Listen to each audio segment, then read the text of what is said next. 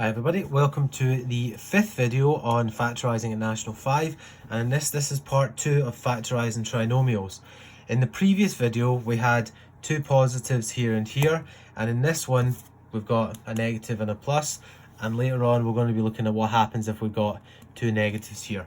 So we follow the same process as we did in the last video, where we have to look for the products of 3 and the sum of positive 2. So we write down, we want the product of negative 3 and the sum of positive 2. So start at the beginning, we've got 1 and negative 3, those two multiply to give negative 3. We've also got the opposite of these, so instead of positive 1 we're going to have negative 1, and instead of negative 3 we're going to have positive 3. And those are them, okay, because 3 is a prime number and negative 3 is only going to have these two sets.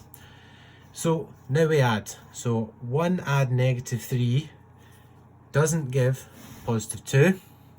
Negative 1 add 3, that does give positive 2, so those are the ones we're using. And we start off once again, 2 x's at the start, because when we multiply out the brackets, when we do our FOIL rule, we've got our firsts which make that x squared, so it's going to have to be an x and an x.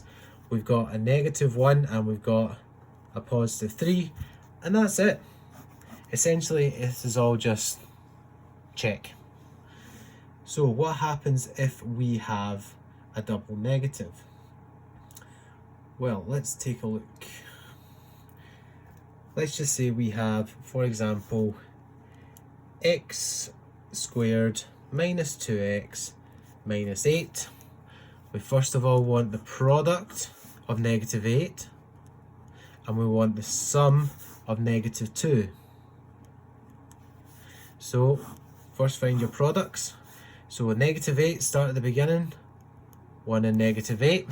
We have their opposites, negative 1 and positive 8. We also have 2 and negative 4, and negative 2 and positive 4. Now we have to find out which ones sum to give negative 2. So we have 1 add negative 8, that doesn't. We have negative 1 add 8, that doesn't either. 2 add negative 4, well that does, because 2 add a negative is the same as subtracting, so 2 take away 4 does give us negative 2, and negative 2 add 4 doesn't give us, that gives us positive 2. So these are the two we're looking for. We start off with our double brackets, x's on both sides. We've got a 2 and a negative 4, and that 2 is a plus. And if you're ever unsure, there's a way that you can check. You could multiply out your brackets to check. So I'm going to do this with this example just to make sure. So our firsts, x times x, gives us x squared. Our outers, x times negative 4 gives negative 4x. Our 2 times x gives us plus 2x.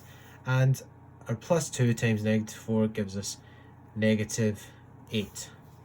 Tidying up here, we get x squared, negative 2x, negative 8, and that's what we were after. So the last example that I'm going to show you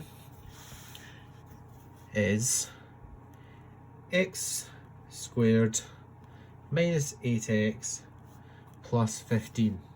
Now you're probably thinking, okay, this is going to be similar to the last two, but there's a little bit of a danger here. We want the product of positive 15 and the sum of negative 8. So the product of negative 15 and the product of negative 8. Oh, sorry, the sum of negative 8. So for negative 15, you've got negative, sorry, it should be a plus. We've got 1 and 15. We've got their negatives, negative 1, negative 15. We have 3 and 8, 3 and 5.